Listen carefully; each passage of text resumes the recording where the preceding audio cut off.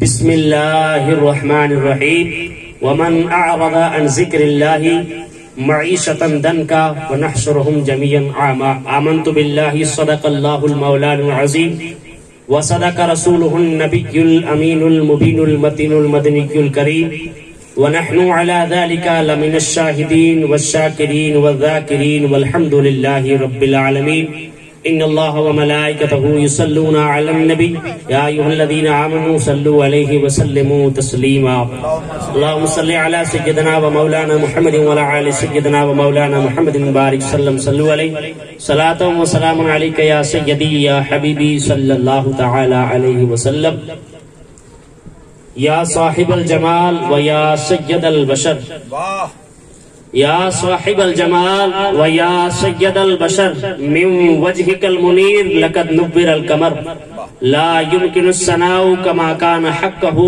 بعد از خدا بزرگ تو ہی قصہ مختصر بعد از خدا بزرگ تو ہی قصہ مختصر نہ دولت سے نہ دنیا سے نہ گھر آباد کرنے سے نہ دولت سے نہ دنیا سے نہ گھر آباد کرنے سے دل کو سکون ملتا ہے بس خدا کو یاد کرنے سے دل کو سکون ملتا ہے بس خدا کو یاد کرنے سے جو گرتے ہیں انہیں سنبھال لیتے ہیں علی کے لال غریبوں کو پال لیتے ہیں جو گرتے ہیں انہیں سنبھال لیتے ہیں علی کے لال غریبوں کو پال لیتے ہیں اور میرے غوث کو رب نے وہ مرتبہ دیا میرے غوث کو رب نے وہ مرتبہ دیا کہ قبروں سے مردوں کو زندہ نکال لیتے ہیں کہ قبروں سے مردوں کو زندہ نکال لیا کرتے ہیں واجب الاحترام گرامی قدر دوستوں، اسٹیج پر رونق افروز علماء کرام، آپ حضرات نے ایک جامع اور بامع بیان حضرت سے سن لیا ہے، بس میں اپنی اصلاح کے لیے آپ کے سامنے موجود ہوں۔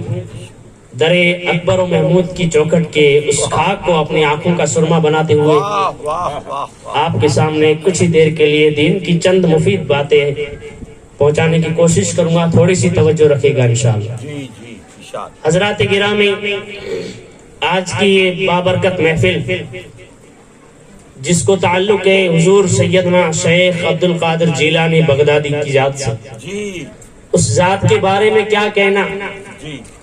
آپ کے شہر مقدس میں، مالیہ کی سرزمین میں، صبح شام جس ٹائم دیکھو اللہ کے رسول، اللہ کے ولیوں کا ذکر کہیں نہ کہیں ہوتا ہوا نظر آتا ہے۔ بے شک بے شک سارے اولیاء کرام کی کرامتیں، واقعات آپ کے ذہن دلوں میں ہیں۔ بس کچھ ناصحانہ کلمات آپ کی سماعتوں کے حوالے کروں گا، کیونکہ کرامتیں قصے کہانی سن سن کے ہم کو سب پتا ہے کہ اولیاء کرام کی ذات کو اللہ نے کتنا مرتبہ اور مقام دیا ہے۔ ہماری قوم کو کس چیز کی ضرورت ہے، ہماری قوم کس راستے پر جا رہی ہے، ہم کس مذہب کے ماننے والے ہیں، ہمارا مذہب کس چیز کو پسند اور لائق کرتا ہے، ہم کو کس جگہ پر کھڑا ہو کر رہنا چاہیے، ہمیں کیسی زندگی گزارنی چاہیے، ہمارا مذہب کس چیز کا ہمیں حکم دیتا ہے، ہمارا دین، ہمارا ریلیجن ہمیں کس چیز کو کرنے کا حکم دیتا ہے، یہ ساری چیزیں ہماری زندگی کے اندر لانے کی ضرورت ہے۔ سارے قصے، سارے کہانیاں، سارے واقعات بزرگان دین کے ہمراہ دل سنتے ہیں، پتا بھی ہے، لیکن زندگی کے اندر تبدیلی آخرکار کیوں نہیں آ رہی؟ ہمیں پتا ہے کہ اولیاء کرام کے ہم ماننے والے ہیں، ہمیں پتا ہے کہ رسول اعظم صلی اللہ علیہ وسلم کی غلامی کا پٹا اپنے گلوں میں ڈال کے گھومتے ہوئے نظر آتے ہیں، پھر بھی ہماری زندگی میں تبدیلی کیوں نظر نہیں آتی؟ سارے واقعات سن کے ساری زندگی میں ہم نے حضور علیہ الصلوۃ والسلام کی ذکر کی مجلس میں بیٹھ بیٹھ کے گزار دی، آخرکار اس بندے کے اندر تبدیلی کیوں نہیں آ رہی؟ اس بندے کے اندر نکھار اور کیوں نہیں آ رہا ہے؟ حضرات گرامی، ہمیں تبدیلی پیدا کرنے کی ضرورت ہے، ہمارے اندر ایک نکھار پیدا کرنے کی ضرورت ہے۔ اولیاء کرام کی سیرت کو سن کر صرف اپنے دلوں اور دماغ تک نہ پہنچائے، بلکہ تن سے لے کر من تک پکے اسلام کے وفادار نظر آئے، تب پتا چلے کہ مجلس میں آئے ہیں کچھ حاصل کر کے گئے، آئے اپنا وقت گما کے۔ آپ یہاں بیٹھے، اگر 100 جنے بیٹھے ایک بھی چیز پہ عمل نہیں ہوا، ایسے گئے تو 100 جنوں کے 100 گھنٹے خراب ہو گئے، 100 گھنٹے ہمارے خراب ہو چکے ہیں۔ اگر آدھے گھنٹے میں ہم آئے، کچھ سن کے کچھ نہیں حاصل کیا تو ہمیں فائدہ نہیں۔ حضرات گرامی، ہمارا مذہب جو ہمیں آپس میں محبت بانٹنے کا پیغام دیتا ہے، ہم کیا کرتے ہیں؟ نفرتیں پھیلاتے ہوئے نظر آتے ہیں۔ ہمارا مذہب آپس میں بھائی چارگی کا حکم دیتا ہے، ہم آپس میں نفرتیں بانٹتے ہوئے نظر آتا ہے۔ ہمارا مذہب ہمیں ہر ٹائم، ہر وقت، ہر لمحہ اسلام کے دائرے میں رہنے کا حکم دیتا ہے، ہم اسلام کے دائرے سے آخرکار باہر کیوں نظر آتے ہیں؟ ہمارا مذہب ہمیں آپس میں چھوٹوں پر شفقت، بڑوں پر ادب کرنے کا حکم دیتا ہے، ہم اس کا الٹا کرتے ہوئے نظر کیوں آتے ہیں؟ ہمارا مذہب ہمیں ہر وقت جب مسجد سے اذان آئے سجدہ کر اپنے سر کو جھکانے کا حکم دیتا ہے، آخرکار ہم ہوٹلوں پر، چوراہوں پر نماز کے ٹائم، اذان کے ٹائم کیوں بیٹھے ہوئے نظر آتے ہیں؟ تبدیلی کیوں نہیں نظر آ رہی ہے؟ ہمیں اللہ تعالیٰ نے اپنا بندہ بنایا، ساری نعمتیں دی، سر سے لے کر پاؤں تک اگر ہم غور کریں، فکر کریں، ایک جستجو، ایک تلاش، اپنے سینے پر ہاتھ رکھیں، تنہائی میں بیٹھ کر غور کریں کہ اللہ تعالیٰ نے ہمیں نعمتیں کتنی دی۔ آپ صرف منہ پر غور کر لیں، منہ کے اندر اللہ تعالیٰ نے 32 نعمتیں رکھی، 32 دانت دیے اللہ تعالیٰ نے ہم کو۔ اگر کسی کا ایک دانت ٹوٹ جاتا ہے، ہاسپٹل جاتے ہیں، پتہ نہیں کس نے پیسے خرچ ہوتے ہیں۔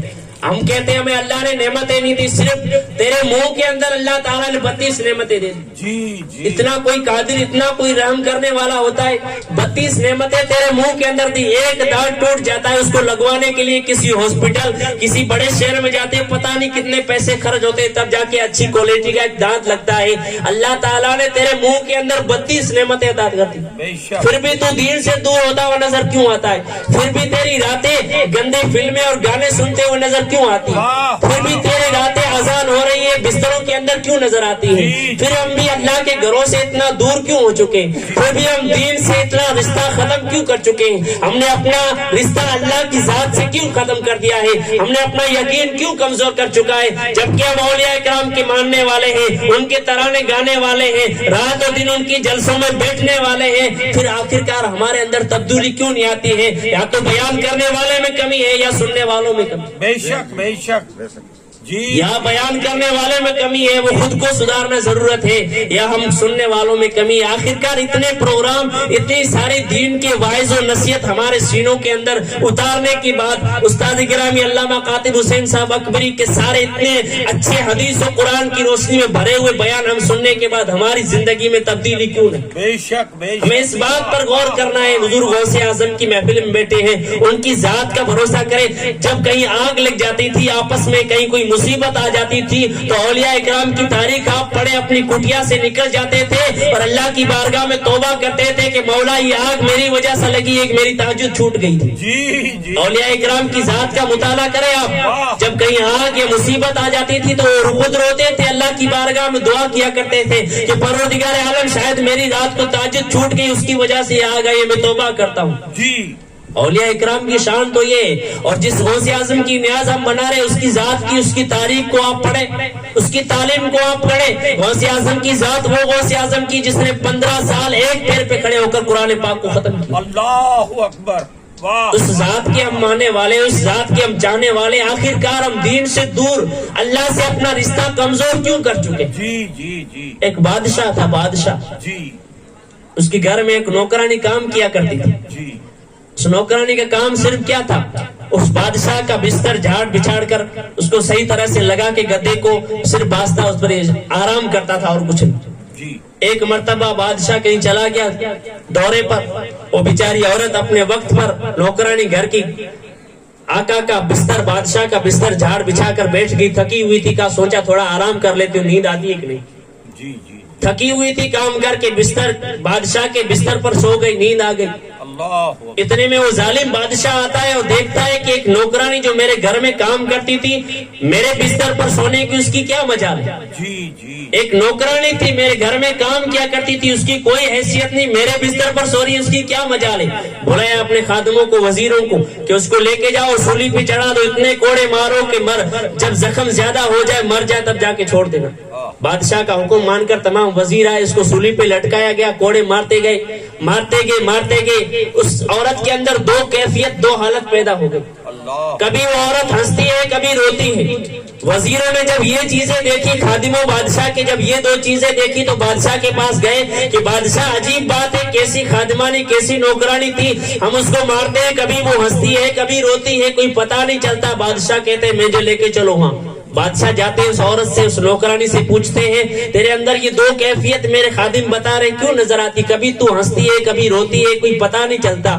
تو اس عورت نے کہا اگر سننا چاہتے ہو تو سن لے، میں روتی اس لیے ہوں کہ مجھے کوڑے مارتے ہیں، درد ہوتا ہے تب روتی ہوں، اور میں ہنستی اس لیے ہوں کہ میں 5 منٹ کے لیے صرف تیرے بستر پر سوئی تھی، مجھے اتنی سزا ملی. اے بادشاہ تو پیدا ہوا تب سے لے کر آج تیری زندگی کے کئی سال گزر چکے، تو اس بستر پر بیٹھا ہے، کل تجھے کتنی سزا ملے گی. سبحان اللہ سبحان میں رو اس لیے رہی ہوں کہ تو پیدا ہوا تب سے اس نرم نرم گدے پہ بیٹھ کر زندگی گزار لی ہے، تیرا کیا حال ہوگا. میں اس لیے ہنس رہی ہوں. قسم خدا کی بادشاہ نے وہی اپنی بادشاہت کا تاج پھینک دیا. اللہ. اس کے بعد اس کا کبھی کلمہ اس کا سجدہ قضا نہیں ہو.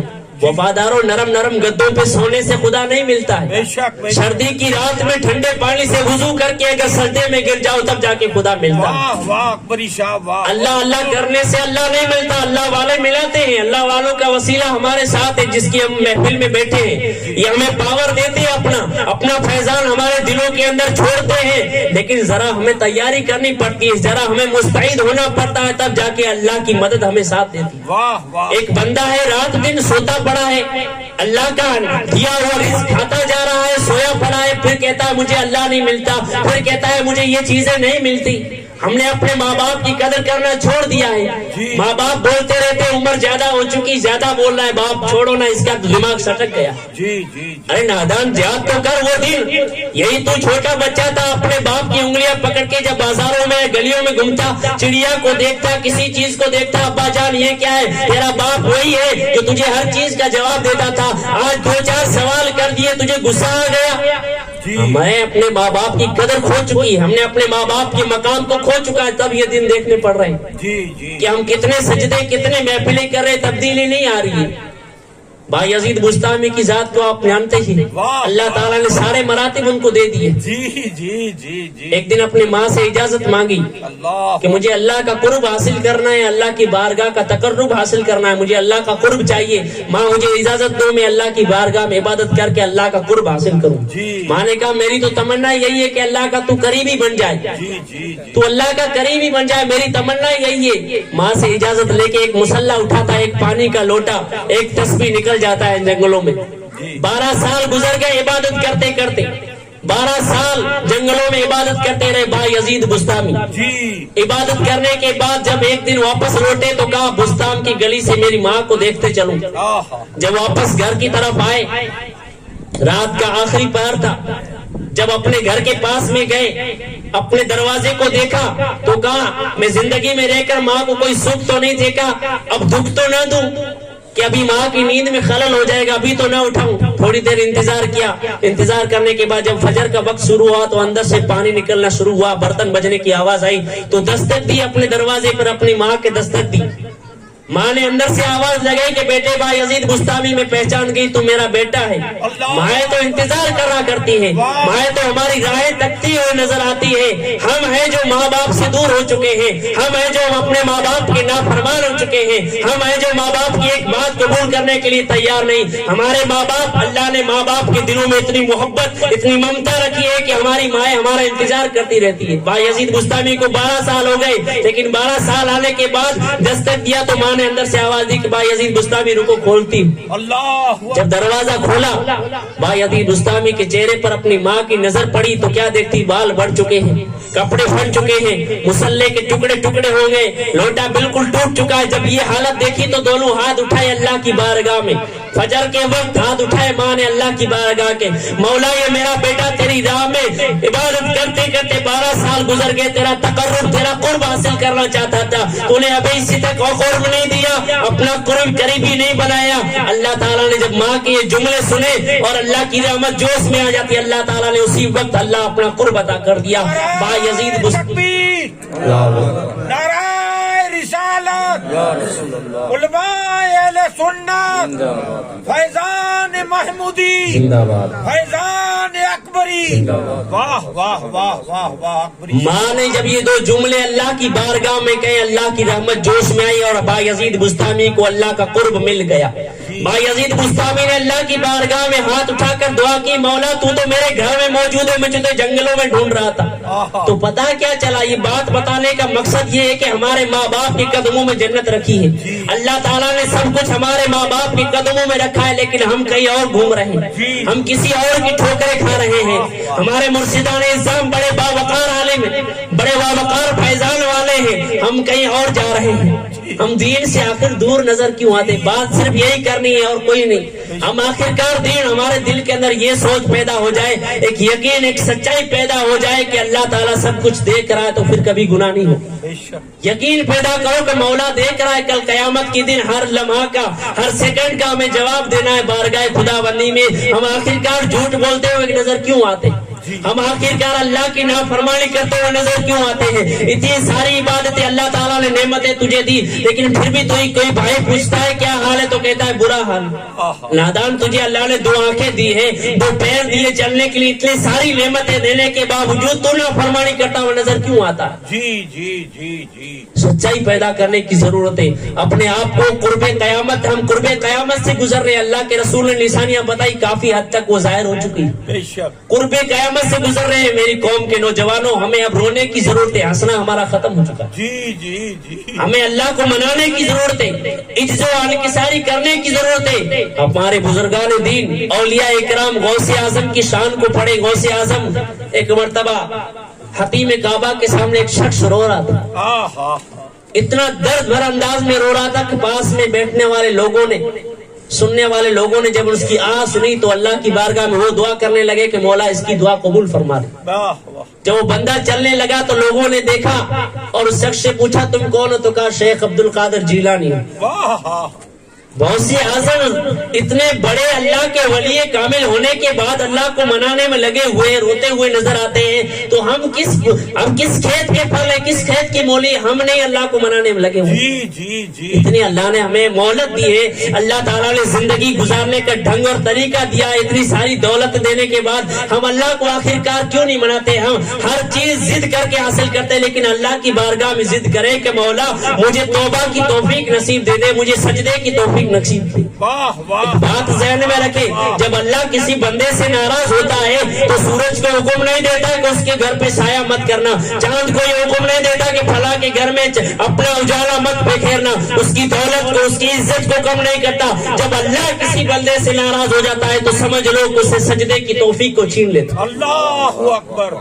اللہ جب کسی سے ناراض ہو جاتا ہے تو اسے سجدے کی توفیق کو چھین لیتا، اس کی عزت میں کمی نہیں آتی، اس کے مال میں کمی نہیں آتا، بس سجدے کی توفیق جس سے چھوٹ گئی ہے وہ دل پہ ہاتھ رکھے کہ مجھ سے سجدہ کیوں چھوٹ رہا ہے، شاید میرا رب مجھ سے ناراض ہے۔ بے شک بے شک، یہ اگر دل میں خیال کر لیں۔ بہت سارے لوگ مسجد کے سامنے گزرتے ہیں، اذان ہوتی نظر، اسے توفیق نہیں ہوتی، اور اسے یہ بھی خیال نہیں کہ اللہ مجھ سے ناراض ہے، اسی وجہ سے توفیق نہیں۔ اللہ کو کیا پرواہ تیرے سجدے کی؟ تجھے پرواہ ہونی چاہیے ایک سجدہ جسے تو گرا سمجھتا ہے، کل میدان محشر میں 1000 سجدوں سے تجھے نجات دے۔ سبحان اللہ، سبحان۔ وفادارو، اسلام کے ماحول میں آؤ، اسلام کو سمجھو، اسلام کی تعلیم کو سمجھو۔ ہمارا مذہب ہمیں کس چیز کا حکم دیتا ہے؟ ہمیں ہمیشہ ہمارا مذہب ہماری پیدائش سے لے کر آخری قبر تک ہماری رہنمائی کرتا ہوا نظر آتا ہے۔ پھر ہم اپنے مذہب سے کیوں دور ہو چکے؟ پھر ہم اپنے مذہب سے کیوں دور ہو چکے؟ حضور غوث پاک کی مجلس میں بیٹھے ہیں، وفاداروں سچائی پیدا کرو، اٹھنے سے پہلے توبہ کر لو، مولا جو ہوا سو ہوا، مولا حضور غوث پاک کے صدقے اب مجھے سچی توبہ نصیب فرما۔ انشاءاللہ پھر جہاں جائیں گے وہاں کی زمینیں تمہیں سلام کرتی ہوئی نظر آئے گی۔ غوث اعظم کی شان کیا ہے؟ چوروں کو ابدال بنا دیا، وہاں تو بگڑی بنتی ہے، ہم انہیں کی مجلس میں بیٹھے ہیں۔ غوث اعظم کی نظر بغداد سے ہم پر ہے، ہمیں دیکھ رہے، ہمارا یقین ہے، لیکن پھر بھی ہم دین سے دور کیوں؟ غوث اعظم کی بارگاہ میں ایک چور آیا تھا، چور آیا تھا، حضور غوث اعظم کی بارگاہ میں چور آیا کہ مجھے مرید بننا ہے آپ کا، لیکن میری 2 شرطیں ہیں آپ سے۔ میری ایک شرط یہ ہے کہ میں نماز نہیں پڑھتا اور نہیں پڑھوں گا، دوسری شرط یہ ہے کہ میں چور ہوں، چوری نہیں چھوڑوں گا۔ غوث اعظم نے کہا صحیح بول، کس کی بارگاہ میں آیا ہے؟ یہ شیخ عبد القادر جیلانی کی بارگاہ ہے۔ کہا یہ 2 شرطیں قبول کرو پر مجھے مرید آپ کا بنا۔ غوث اعظم نے کہا یہ شرطیں نہیں چلے گی، شریعت کا جو جو حکم ہے اسی کے مطابق چلنا پڑے گا تب مرید بناؤں گا۔ پھر بھی اس نے ضد کی، کہا یہیں تو بے نمازی کو نماز ملتی ہے، یہی تو چوروں کی بگڑی بنتی ہے، آپ نہیں بناؤ گے تو میں کس کے در پہ جاؤں گا؟ غوث اعظم نے کہا ٹھیک ہے، زیادہ ضد کرتا ہے تو ٹھیک ہے، میری ایک شرط مان لے، جی میری ایک شرط مان، میں تیری 2 شرط مانتا ہوں۔ اس چور نے کہا اگر آپ میری 2 شرط مانتے ہو تو میں آپ کی 1000 ماننے کے لیے تیار ہوں۔ غوث اعظم نے کہا 1000 نہیں ماننی، صرف 1 مان لے۔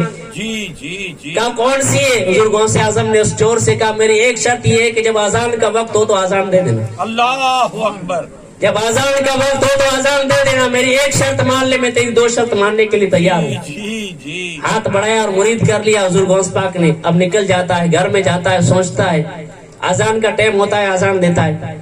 2-4 دن اسی طرح یہ سسٹم چلتا رہا، گھر میں اذان دیتا رہا۔ بیوی نے کہا دماغ تو خراب نہیں ہو گیا ہے؟ مسجد پڑھی ہے، وہاں اذان نہیں دیتا، صرف اذان دیتا ہے، نماز کا کوئی پتہ نہیں۔ اگر زیادہ شوق ہے تو جا مسجد میں اذان دے ٹائم پہ۔ اللہ بیوی نے جب یہ جملے کہے اور کہا یہ ساری باتیں چھوڑ، چوری کب کرے گا، گھر میں کھانے کے لیے کچھ نہیں ہے۔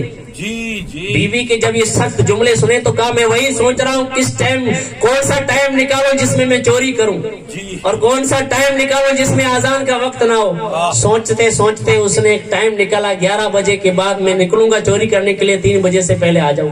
جی جی اب 11 بجے وہ نکلا ہے چوری، بغداد کا شہر ہے وہ، سب سے بڑے بادشاہ کے گھر میں جاتا ہے چوری کرنے کے لیے۔ جب اندر جاتا ہے، گھر کے اندر، محل کے اندر داخل ہوتا ہے تو وہاں کوئی کمی نہیں، ہیرے جواہرات، سونے کے سکے، چاندی کے سکے، کوئی کمی نہیں۔ اپنے تھیلے، اپنا جو کٹا بوری تھا وہ سب بھر لیے۔ بھر لینے کے بعد جب باہر نکلا، سارا سامان اکٹھا چوری کرنے کے باندھ کے کچھڑی کو باہر نکلا تو کیا دیکھتا ہے کہ اذان کا ٹائم ہو گیا۔ اسی گھر میں جہاں چوری کرنے گیا وہاں دیکھتا ہے اذان کا ٹائم ہو گیا۔ وہیں کھڑے ہو کے کہا میں نے وعدہ کیا اذان تو دینی پڑے گی۔ چوری کرنے گئے وہیں اذان دینا شروع کر دیا۔ اذان دے رہا ہے، جس گھر میں چوری کرنے گیا دیکھا ٹائم ہو گیا، اذان دینا شروع کر دیا۔ جی جی جی اذان دینے کے بعد کیا دیکھتا ہے، سارے لوگ، اذان جیسی ختم ہوئی سارے لوگ آ جاتے ہیں وہاں، سارے لوگ جا جاتے ہیں۔ اذان ختم ہونے کے بعد وہ سنت پڑھنے لگ جاتا ہے، کیا کرے اب اتنے سارے آئے، 2 رکعت پڑھ لیتا ہوں۔ 2 رکعت پڑھنے کے بعد جیسے ہی سلام پھیرتا ہے تو 2 صفیں بنی ہوئی پیچھے۔ اللہ اکبر، کہا یہ چور ہو ہی نہیں سکتا جو اذان دے، چور کیسے ہو سکتا ہے؟ اذان بھی دے رہا ہے اور کہہ رہا ہے چور بھی ہوں۔ نہیں، یہ چور نہیں تھا۔ ایک نے پیچھے سے کہا کہ میں تکبیر پڑھ لوں۔ کہا پاگل ہو کیا، نماز کون پڑھائے گا، میں تو چور ہوں۔ کہا آپ چور نہیں لگ سکتے، آپ کی آنکھوں میں غوث اعظم کا عکس نظر آ رہا ہے، سبحان اللہ، آپ کی آنکھوں میں غوث اعظم کا عکس نظر آ رہا ہے، چور نہیں ہو سکتے۔ نعرہ تکبیر، نعرہ رسالت، نعرہ رسالت، فیضان اکبری، فیضان محمودی۔ زندہ باد، زندہ باد۔ حضرات گرامی، پوری ذمہ داری کے ساتھ علماء کرام کی حاضری میں، حضرات گرامی، اس شخص نے پیچھے سے کہا میں تکبیر دے دوں، تو کہا ٹھیک ہے تکبیر دے دو، نماز پڑھا لیتا ہوں اور کیا۔ ایک شخص نے پیچھے سے تکبیر دی، تکبیر دینے کے بعد جماعت پڑھائی، جماعت پڑھنے کے بعد سب ہاتھ چومنے لگے۔ کہا کیا ماجرا ہے، میں تو چوری کرنے کے لیے آیا تھا، سارے لوگ ہاتھ چوم رہے۔ کہا بابا آپ چور نہیں ہو، آپ چور نہیں۔ جب اس نے کہا یہ سارا سامان میں نے آپ کا گھر کا بھر لیا، اب تو مانو گے؟ کہا نہیں، ہم چور نہیں مانیں گے۔ چور کیسے ہو سکتے ہو، گھر میں اذان بھی دی، نماز پڑھائی، ایسا کوئی چور ہو نہیں سکتا۔ اس نے اپنے دونوں ہاتھ کو باندھا۔ وہاں بغداد معلیٰ میں جامع مسجد میں غوث اعظم مسکرا رہے ہیں، اپنے مریدوں سے کہا پھنس گیا، میں اس کی 1 مان کے نہیں پھنسا، میں اس کی 2 مان کے نہیں پھنسا، میری 1 مان کے پھنس گیا۔ کہا کون؟ کہا وہی چور۔ غوث اعظم کی بات سننے تھے اتنے میں اس مرید نے، اس چور نے دونوں ہاتھ باندھ کے غوث اعظم کے گھر کے سامنے اپنے دونوں ہاتھ کو کہا غوث اعظم مان لیا، شیخ عبد القادر میں نے آپ کو مان لیا، وہ ذات ہے غوث اعظم۔ سبحان اللہ، صرف ایک شرط دی تھی اذان کی، جی جی، اور اذان کی فضیلت کیا ہے، اگر لوگوں کو پتا چل جائے کہ اذان کی فضیلت کیا ہے تو جھگڑنے لگ جائے، سمجھتے نہیں اذان کو۔ حضرات گرامی، ہمارے علماء اکرام رات و دن ہماری نصیحت میں لگے ہوئے ہیں، رات و دن ہماری تبدیل میں لگے ہوئے ہیں، لیکن ہم بدلنے کی کوشش ہی نہیں کرتے، ہم بدلنے کا نام ہی نہیں لیتے ہیں۔ اب کمی کس میں، یا تو بیان کرنے والے میں یا ہم میں، کمی دونوں چیزوں میں ہوگی۔ آخر کار رات و دن ہمارے گاؤں میں جلسے ہو رہے ہیں، ہمارے امام لگے ہوئے ہیں، پھر تبدیلی کیوں نہیں؟ حضرات گرامی، ہمیں بدلنے کی ضرورت ہے، ہمیں اپنے آپ کو اللہ کی بارگاہ میں جھکانے کی ضرورت ہے۔ اللہ تعالیٰ کی ایک نعمت پر اگر ہم شکر کر لیں، اللہ کی ایک نعمت کو ہم دیکھ لیں کہ اللہ نے ایک نعمت ہمیں کتنی بھاری نعمت عطا کر دی ہے، تو انشاءاللہ قیامت تک اس کا شکر ادا کرتے رہیں۔ اب اللہ تعالیٰ نے ہمیں ہاتھ، اتنا بڑا سر دیا، اتنا بڑا سر دیا، لیکن اس سر تک، اس منہ تک پہنچانے کے لیے، لقمے پہنچانے کے لیے ایک ہمیں ہاتھ دیا۔ کہ لقمہ تمہیں سر جھکانے کی ضرورت نہیں، تمہیں ہاتھ دیا ہے، تمہارے ہاتھ دونوں نہ کریں، تمہیں نوکر ہے، تیرے ہاتھ تمہارے نوکر ہیں، تیرے منہ تک پہنچانے کے لیے ہاتھ اللہ تعالیٰ نے بنائے، تجھے اپنے سر کو جھکانا نہیں، کسی کے سامنے سر اگر جھکانا ہے تو رب کعبہ کی بارگاہ میں بے جھکانا۔ شک سبحان ہمیں سر اگر جھکانا ہے تو ہمیں ہر طرح سے اللہ تعالیٰ نے نعمتوں سے نوازا ہے، ہمیں ہاتھ پیر دیے، ہمیں زبان دی، ہر طرح کی چیزیں دی، نعمتیں صرف بندے تیرے لیے، تو میرے لیے، واہ واہ ساری چیزیں تیرے لیے بنائی، پانی ہوا، جس چیز کو آپ دیکھیں اللہ تعالیٰ نے بندے کی سویدھا کے لیے، بندے کے فائدے کے لیے پیدا فرمایا، لیکن بندے تجھے اللہ تعالیٰ نے اپنے لیے پیدا فرمایا۔ تو اللہ کی بندگی میں گزار، تو اپنے مقصد پیدا ہونے کے مقصد کو سمجھ کہ اللہ تعالیٰ نے آخرکار مجھے کس چیز کے لیے پیدا کیا ہے اور میں کس مقصد میں لگا ہوا ہوں، اللہ نے مجھے کس لیے پیدا فرمایا ہے اور میں کس چیز میں لگا ہوا ہوں۔ اولیاء اکرام کی شان کو پڑھے، غوث اعظم دستگیر جیلانی کے فرمان کو پڑھے، نماز جو نہیں بے نمازی ہوتا اس کے بارے میں کبھی فرمان پڑھا ہے؟ غوث اعظم فرماتے جو بے نمازی ہوتا ہے اسے مسلمان کے قبرستان میں دفنانا نہ کریں، ہم اس کے جلسے بنائیں، ہم ان کے نیاز کھائیں اور اسی کے فرمان بھی کبھی کبھی پڑھا کریں کہ غوث اعظم کے فرمان کیا ہے ہمارے تعلق سے، نماز کے تعلق سے، ہمارے رہن سہن، ہماری زندگی کے تعلق سے غوث اعظم کے فرمان کیا ہے، اس فرمان کو پڑھیں تو اسی مطابق اپنی زندگی کو گزارے کہ اللہ تعالیٰ نے ہمیں پیدا کس لیے فرمایا۔ حضرات گرامی، غوث اعظم کی سیرت بیان کر چکے ہیں، ہمارے علماء سے آپ سن چکے ہیں، حضور محمود الاولیاء کی ذات کو دیکھیں تھوڑی دیر کے لیے، ورنہ یہ شکر ادا نہیں ہوگا، کیونکہ ہمیں جو کچھ ملا ہے، جب ملا ہے، جس جگہ ملا ہے، در محمود سے ملا ہے۔ حضور محمود الاولیاء کی شان کو دیکھیں، جن کی زندگی میں کبھی تہجد قضا نہیں ہوئی، جن کا اٹھنا بیٹھنا نبی نبی، جن کا چلنا بیٹھنا نبی نبی، اور اس در کے غلام آپ کے سامنے موجود ہیں، رات دن آپ کے سامنے اسی گدائی کو، اسی پرچم کو لے کے آپ کے سامنے کھڑے ہیں کہ اے قوم، اے میری نوجوان، اب لائن پہ آ جاؤ، ہمارے پیر کا، ہمارے غوث اعظم کا فرمان یہی کہ اب لائن پہ آ جاؤ وفاداروں، اب زندگی گزارنے کا وقت آ گیا۔ بے شک زندگی گزارنا ہے تو اب کسی طریقے، کسی بزرگ کا تھامو دامن، اپنے دن کی دنیا کو بدل لو، ولایت کے بادل کو اپنے دلوں کے اندر جگہ دے دو، اور غوث اعظم جیسے پیران پیر جیسے حضور غوث اعظم جیسے اتنے بڑے بڑے اللہ کے ولی گزرے، انہوں نے زندگی گزارنے کا جو ڈھنگ اور طریقہ، جو نہج ہمیں دیا ہے، اس طریقے سے زندگی کو گزارے، پھر دیکھیں زندگی میں کتنی بہاریں آتی ہے، کتنی تبدیلی آتی ہے، کتنا وقار، اور جہاں جاتے ہماری عزت ہوئی نظر آتی ہے۔ بے شک بے شک بے شک۔ حضور غریب نواز کو دیکھ لیں، جی آئے تھے تب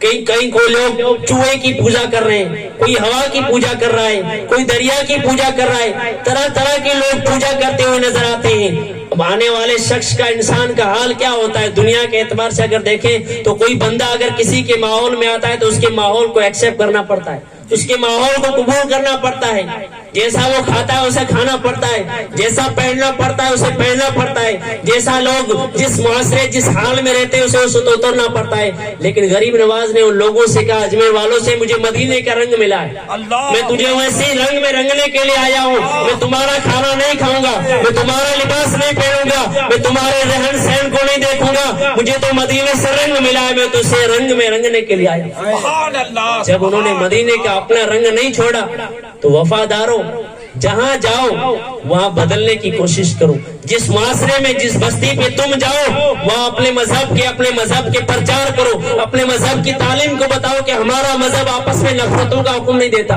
ہمارا مذہب آپس میں بغاوت کا حکم نہیں دیتا، ہمارا مذہب حسد کا حکم نہیں دیتا، ہمارا مذہب کینے کا حکم نہیں دیتا، ہمارا مذہب آپس میں محبتیں تقسیم کرنے کا حکم دیتا ہے، ہمارا مذہب ہمیں آپس میں برادری کو قائم اور دائم کرنے کا حکم دیتا ہے، ہمارا مذہب ہمیں سچی راہ پر چلانے کا حکم دیتا ہے۔ بے شک بے شک۔ بے راروی کو چھوڑ کر راہ راست پر آنے کی ضرورت ہے، ہمیں اللہ کے رسول کے فرمان کو پڑھ کر ہمیں اللہ کی بارگاہ میں جھکنے کی ضرورت ہے، توبہ و تائب کرنے کی ضرورت ہے، اللہ کی بارگاہ میں سچی توبہ کریں۔ ایسی مجلسوں سے، ایسی جگہوں سے اگر ہم نصیحت حاصل نہیں کریں گے تو دنیا دو دن کی ہے، آنی اور جانی۔ بے شک بے شک۔ دنیا میں رہ کر، زندگی میں رہ کر اگر کچھ نیک کام کر لیں گے تو انشاءاللہ ہماری قبر بھی روشن ہوگی، انشاءاللہ تعالی ہماری قبر کے اندر جلوہ مصطفیٰ بھی نصیب ہوگا۔ بے شک۔ لیکن ضرورت کس بات کی؟ اپنے آپ کو بدلنے کی ضرورت ہے، اللہ کی بارگاہ میں سر جھکانے کی ضرورت ہے، اللہ کی بارگاہ میں اپنے سر کو جھکا کے اللہ کو منانے کی ضرورت ہے۔ اپنا ایک آنسو اگر دنیا میں بہالو گے تو انشاءاللہ کل قیامت کے دن وہ آنسو کھڑا ہو جائے گا،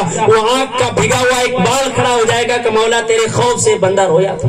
اللہ کی بارگاہ میں کبھی یہ بھی دعا کرے کہ مولا مجھے آنکھ بو دے تو تیرے خوف سے رویا کرے، مولا مجھے دل بو دے تیرے خوف سے دھڑکا کرے۔ ہم صرف اور صرف دنیا کی کامیابی کے لیے اپنے آپ کو مالدار بنانے کی دعا کرتے ہیں کہ مولا مجھے اتنا مال مل جائے۔